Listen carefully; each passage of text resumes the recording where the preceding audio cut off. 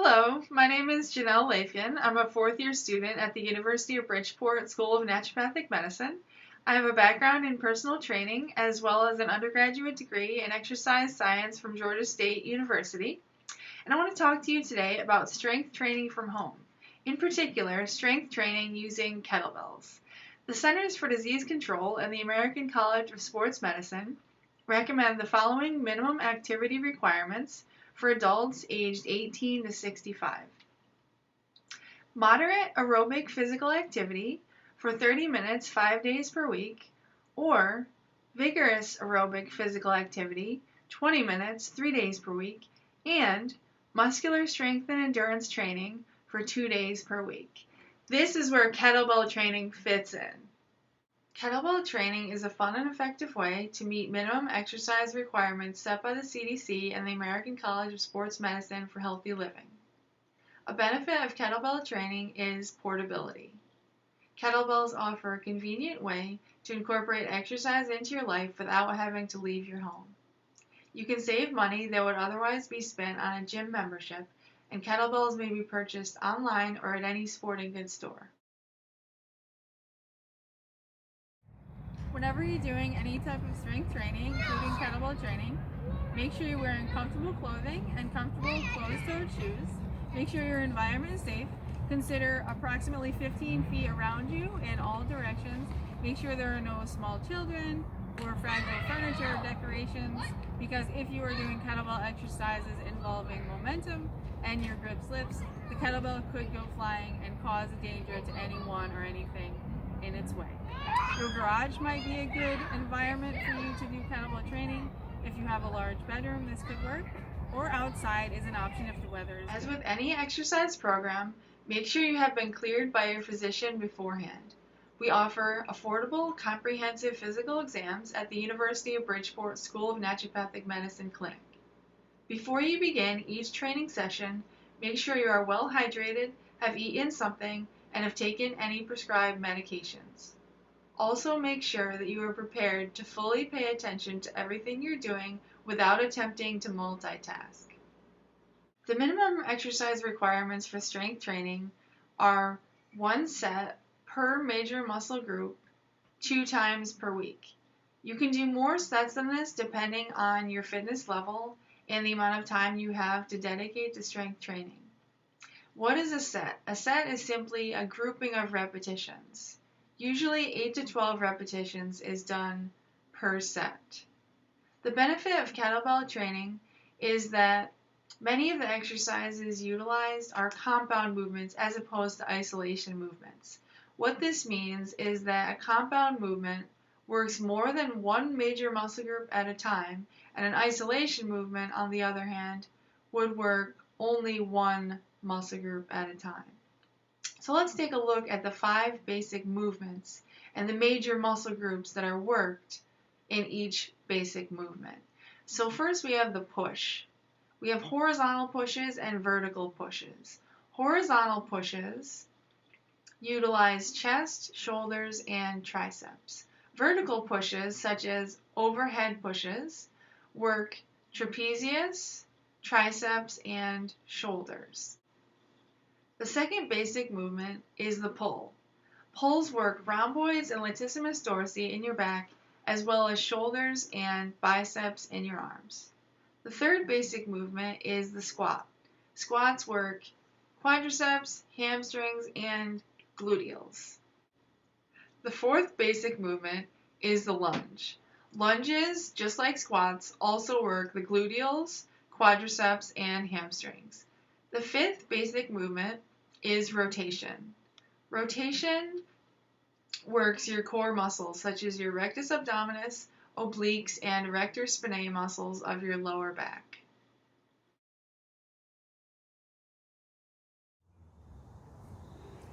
I want to demonstrate for you the 5 basic movements and show you how the kettlebell can be used to perform these 5 movements. The first movement is pushes, and push-ups are a great way to do pushing exercises. You can also use the one-handed kettlebell press.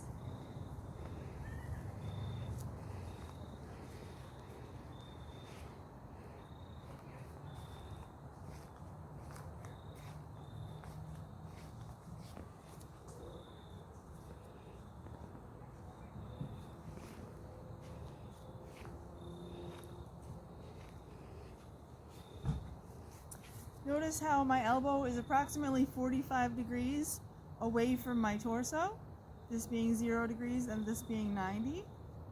And my hands are in line with my mid-chest. You also have vertical presses or overhead presses.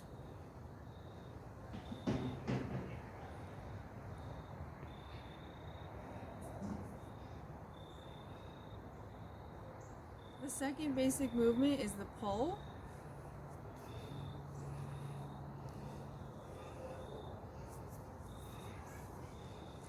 For pulls, you can be standing or you can be on one knee. This is the standing version. You want to pull to your hip.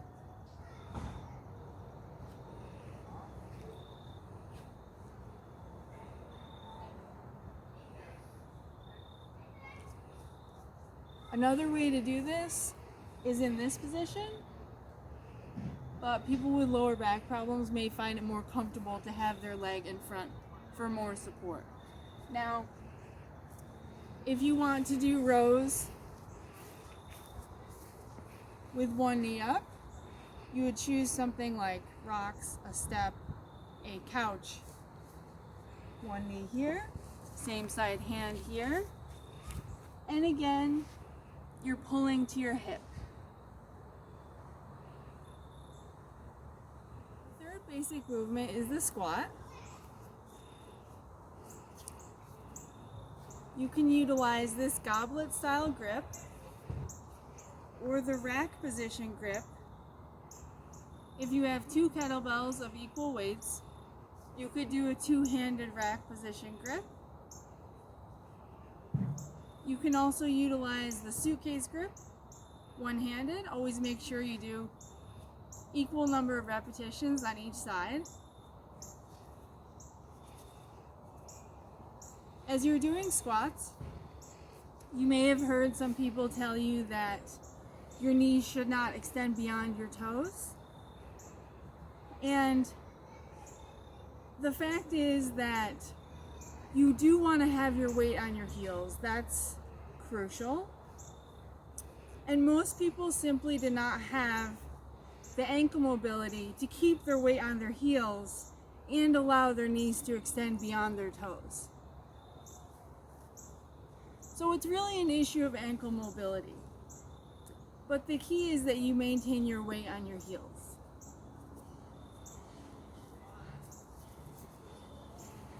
You want to make sure your back is straight and you're standing upright with good posture.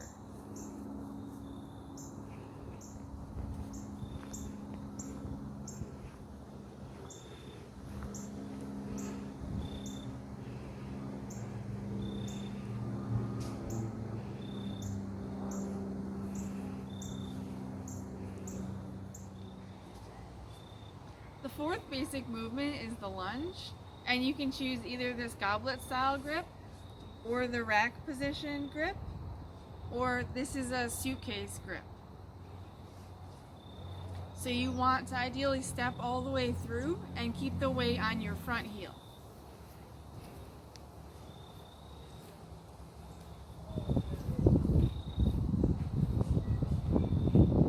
If for balance reasons you cannot step all the way through, that's fine too. You just step 1 foot at a time and back together.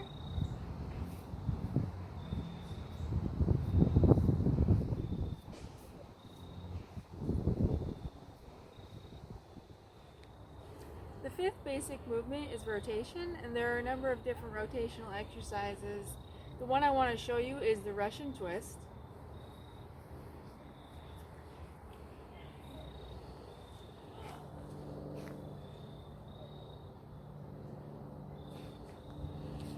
An easier version, you have your feet on the ground.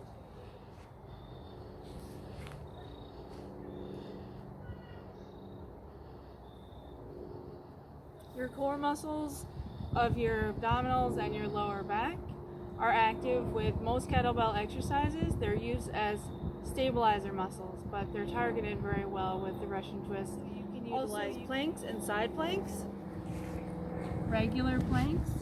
Be sure to not let your hips dip. Keep your hips up. You can utilize side planks And if you want to add the kettlebell to make it more challenging, you can do this as well and time yourself. I would recommend aiming for 30 seconds on each side. If you are new to kettlebell training, you can stop there. However, if you're looking for more of a challenge or just want to change things up, there are more exercises you can do. These involve momentum. These exercises will incorporate muscle strength, endurance, flexibility, joint mobility, and coordination.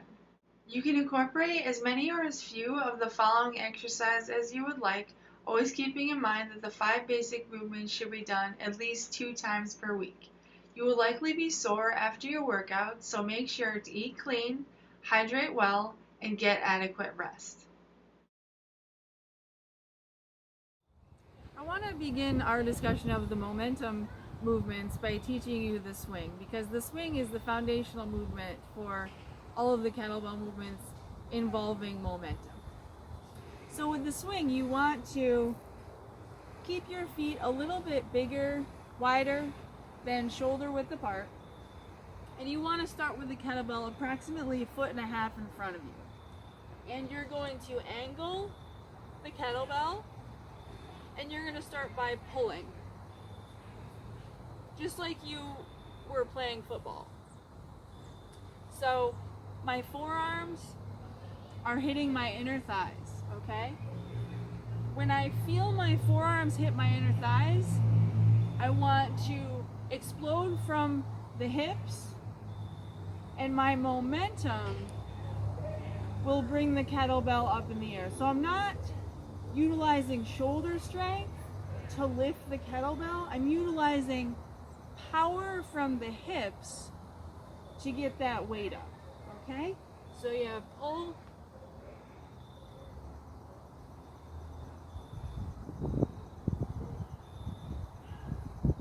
so speed is a very important component here.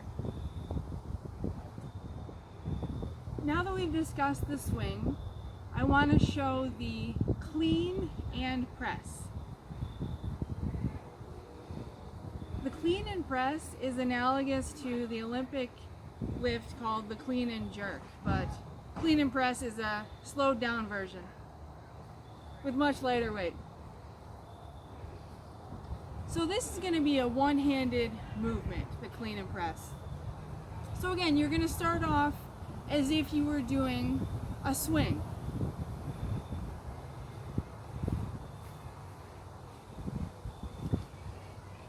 Pull back, hips up, and this time I just allow the weight to come into the rack position. So I pull, hip momentum, allow the weight to come into the rack position.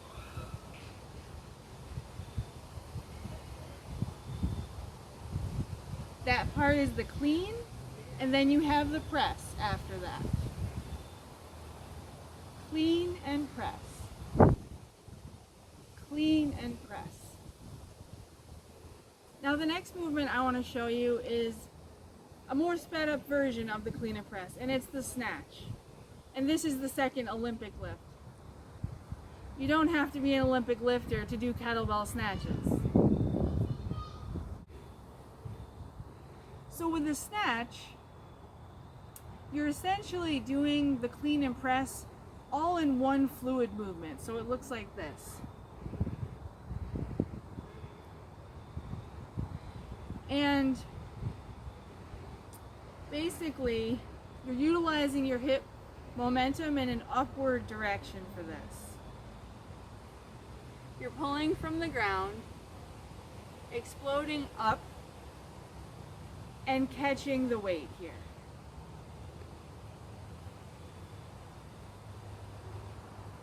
One thing you want to be careful of is not letting the kettlebell smack you in the wrist, because that can be very uncomfortable. So what you want to do is let the kettlebell go around your wrist. It somewhat did hit me, but be careful. And when you're using a heavier kettlebell, the bell is not going to have as much momentum to fly up high and then be smacking you in the wrist. Next, I want to demonstrate the thruster, and this is just a squat to an overhead press. But again, you're using momentum, and it's much less about shoulder strength than hip momentum.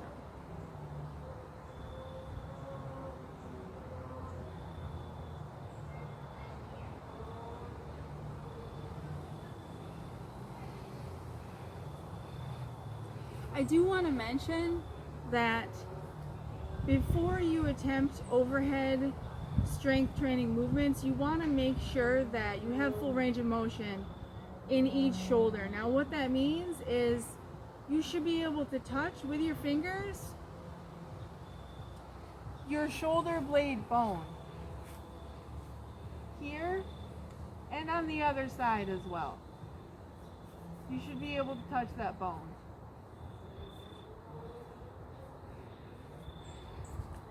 So once you can do that, you're able to do thrusters. You can also do overhead squats. And this is not a movement necessarily involving momentum, but I will show it here because it's so similar to the thruster. And you just maintain the weight above your head while doing a squat, overhead squat.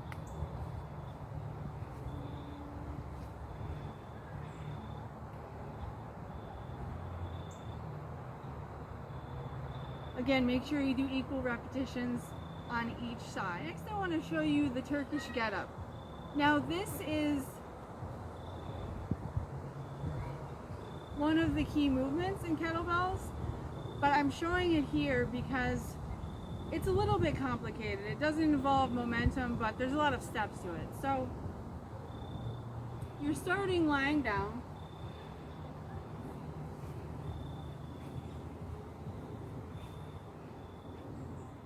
You want to have one knee up and that same side hand up in the air.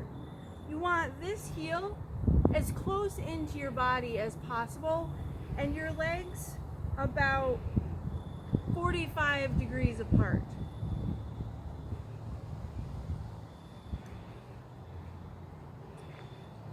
Now, you want to keep your shoulders stable throughout this whole movement. Turkish get-ups really work your whole body. The first part is you want to press this heel into the ground so that you can come up on your hip. Secondly, I'm going to come up off my elbow onto my hand, all the while keeping my shoulder packed. I don't want to be up here. I want to keep that shoulder nice and packed, nice and stable. Come up on my hand. Then I'm going to again press this heel into the ground and lift my hips all the way. Then I'm going to bring this leg through. And here you can see I've got nice angles. I have 90 degrees right here. Okay. Then I'm going to come up. I'm going to bring my right leg around so I'm straight here, and then stand all the way up. Now I'm going to do that whole thing in reverse. So I'm going to step back, turn my foot, place my hand down, kick my leg out, sit, elbow down, all the way down, and we're back to the beginning. One more time on the way up. Heel goes into the ground, push, come up on your elbow, up to your hand, hips up all the way, kick your leg through. You've got a 90-degree angle here, come up, foot around, all the way up, back down, foot around, hand down, kick out, sit down, elbow down, all the way down. demonstrate a pulling movement using momentum. Now, the basic kettlebell swing does involve some pulling because as you pull the weight down, you're actually using your latissimus dorsi muscles. But really, when you get tired, you're letting gravity pull the weight down.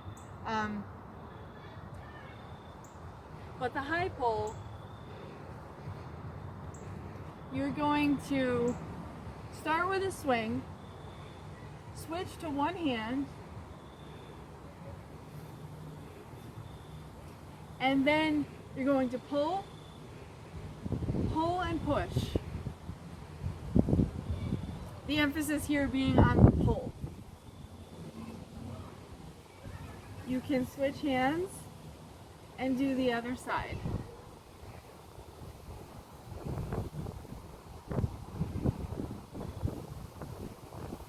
The next basic movement being the squat is basically analogous to the swing. So I've already discussed the swing.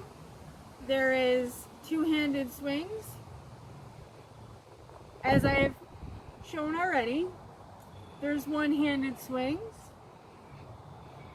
and then there's alternating swings. So as the weight gets up in front of your face here, that's where you want to switch hands.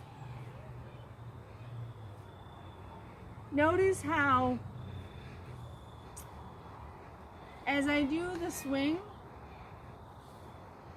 I'm utilizing a hip hinge. So a lot of movement from the hips.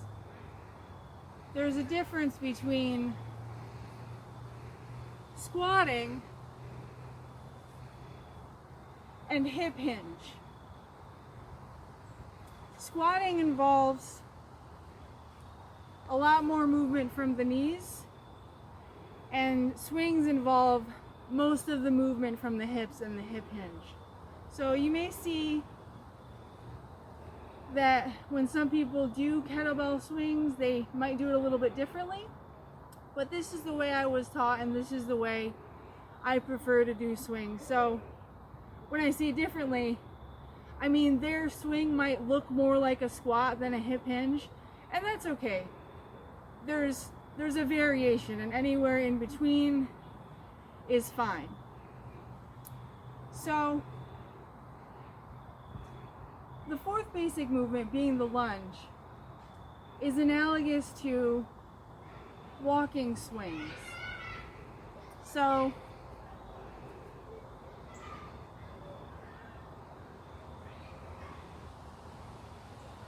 as the weight is floating up in front of you, that's when you take your step.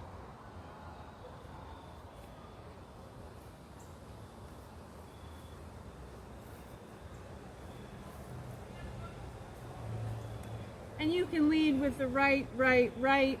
Then you can do another length leading with the left, left, left.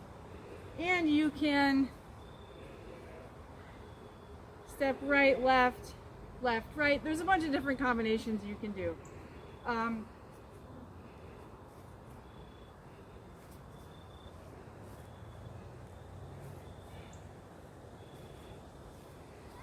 Then you have walking alternating swings, which is where you switch hands.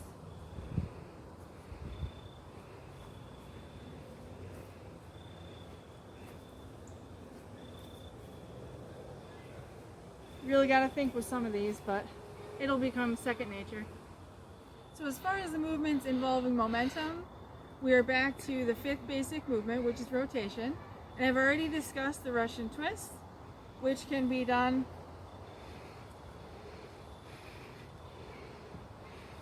one way to make it harder is to come up and press.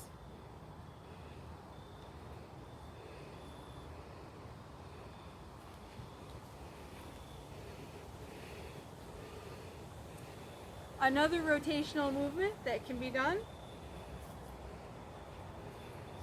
is called figure eights. These are a lot of fun. So You're going to start with your bell on the ground, about a foot or so in front of you.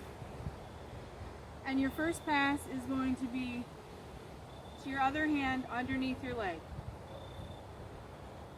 Just like this. Then you're going to come up and catch. Then you're going to drop straight down, pass again to the other side, come up and catch. And remember, as you come up, you want to use momentum and speed from your hips.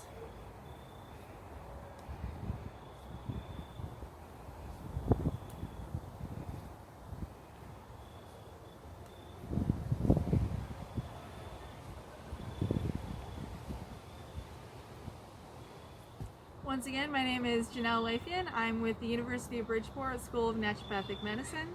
Thank you so much for listening to my talk today. I hope you enjoyed it and learned something.